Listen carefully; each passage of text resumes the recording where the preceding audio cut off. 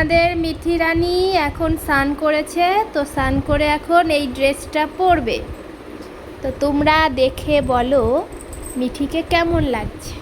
এই যে মিঠি, তোমার নতুন জামা, তোমার আবনি দিদি দিয়েছে জামাটা।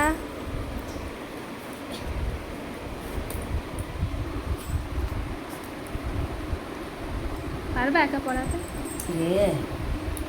গরমের মধ্যে আবার টিপ পড়েছে, টিপ একটা গলার নিচে হবে, একটা পেটের নিচে। শুয়েই করে দাঁড়াও।